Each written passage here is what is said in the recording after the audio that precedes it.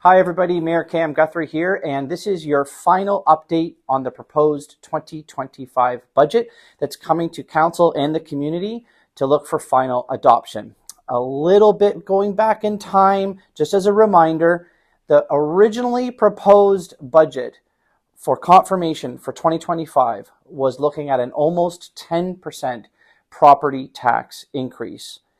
At the time, I felt, and many others felt, that that was completely unaffordable, and we needed a reset. We needed to find a way to bring about affordability back to the community for the next few years, starting in 2025. And so it was really wonderful to announce just a few weeks ago that to try to meet a goal of bringing property tax impacts at under 4%, the city portion of that goal needed to be below 2.63%. And staff did such wonderful work, and they came forward at 2.59%, actually under the goal for the city portion. However, it was presented as a draft, and I promised that I would listen to the public, listen to my colleagues on council and others to make sure that over a 2-week draft period that I was thinking and contemplating and authentically listening to people about what they valued and what they thought might need to shift or change within the budget. And that's why I'm before you today. I'm here to say that I did exactly those things, and by listening to the community, I have made changes to the budget. The budget is going to go up. Instead of 2.59, it is now going to be 3.21, or only just over a 0.6% more increase for the property tax impact on the city portion. But I feel, and I think you will feel, that the reason why it's gone up is going to bring about a lot of value to the community. And that's what I want to address with you today by going through each of the things that I've changed. There will be a link to other information around this, but I thought verbally you might want to just hear it from me. Okay, so here we go. The first one was affordable and other non-market housing incentive funds. I have increased that line item by an almost $305,000 to bring the total amount up to $500,000 in that account. Also, as we all know, we are having an emergency within the community around homelessness and the other crisis that people, especially vulnerable people, are having in our community. We already, as a council, at the end of August, made a commitment of $450,000 for direct basic needs for people that are experiencing homelessness in the community. I have decided to increase that by another $300,000, bringing that up to $750,000 for that fund. The Welcoming Streets Initiative, which has 3 individuals that are working mostly in a social services capacity to help with people around the downtown for businesses, our library, and others. That has been reinstated at the full amount of almost $206,000 for that service to continue. The Guelph Tool Library, I heard very clearly, and so did my council colleagues, that that is a very important service for our community. And so working with them, they told me that they only needed $62,000, and I have put that in the budget for the Guelph Tool Library. There was also originally proposed youth subsidy difference, or less of a subsidy for youth sports, renting some of our facilities and assets around the community. Originally at 47.5% subsidy, it was going to be reduced to 42.5%. In speaking to many parents and other organizations, they felt it would be much better if we phased that in over 2 years. And so that's what I've done. I've phased in the 5% difference, stepping it up 1 year and into the second year, so it's not full impact in 2025.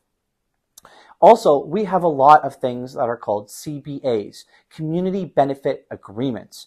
Community benefit agreements are organizations that receive money, and then they do some of the work that does good work within our community, services and other things that are happening around to make our community better. We are on a 10-year basically anniversary of how CBAs work, and so there is now $60,000 dedicated to a consultant and to internal capacity to do a complete review on community benefit agreements in the year of 2025.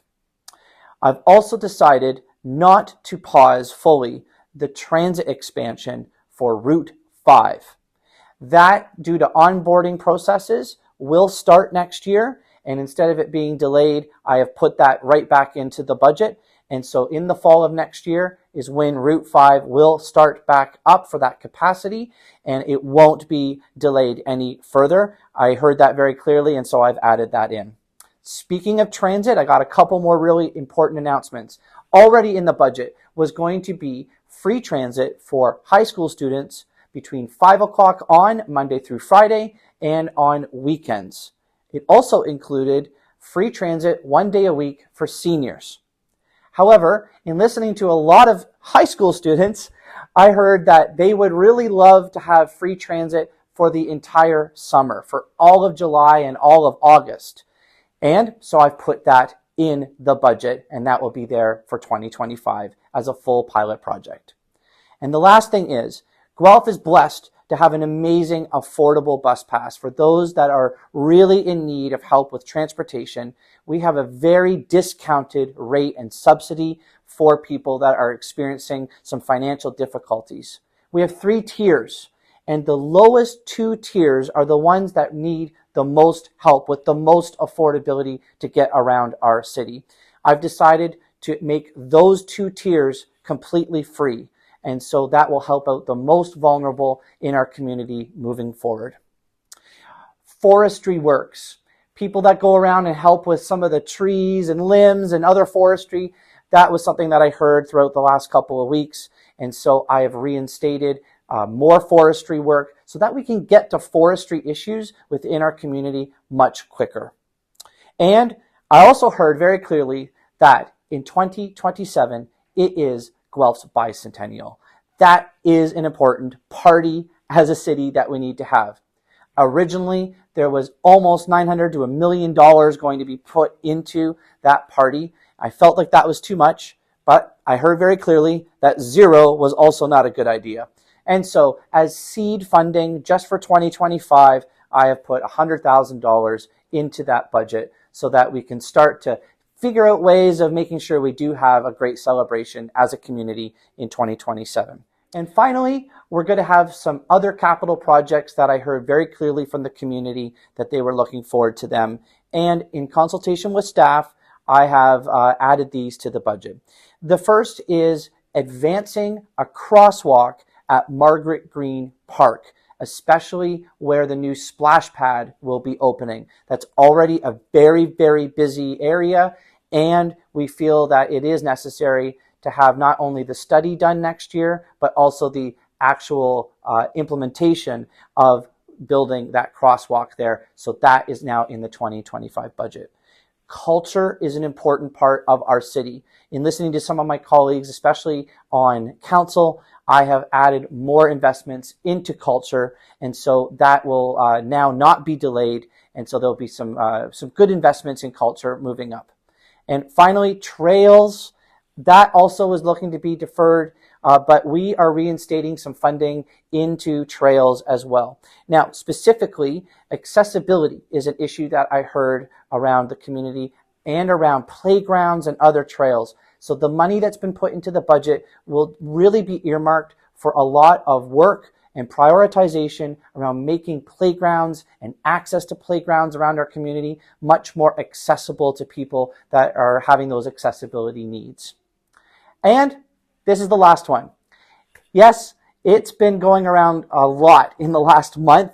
There has been a real ask in the community to really honor our veterans, and the veterans crosswalk, painting of a crosswalk to honor our veterans has been asked of me over and over and over again.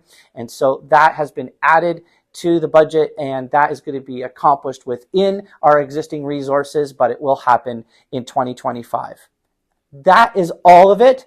All of that is an extra 0.62% for a total of the city portion at 3.21%. It's a little bit more, but I think the value of all those things is important for our community, and I hope you do as well.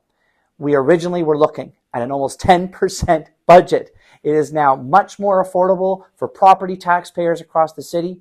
And I think it's much more affordable, especially for those that are really struggling with affordability issues around the city as well. Like, as I said, with transit and with housing and with homelessness investments, we're not forgetting those people as well. I'm proud of this budget. I'm proud of hearing from the public and my colleagues on council. Thank you to the many that have reached out to me in a respectful way to make sure that these things were accomplished in the budget moving forward. So that's it for me. Thanks for sticking with me this long. Have a great rest of the day. I'm here for any questions at any time. Take care.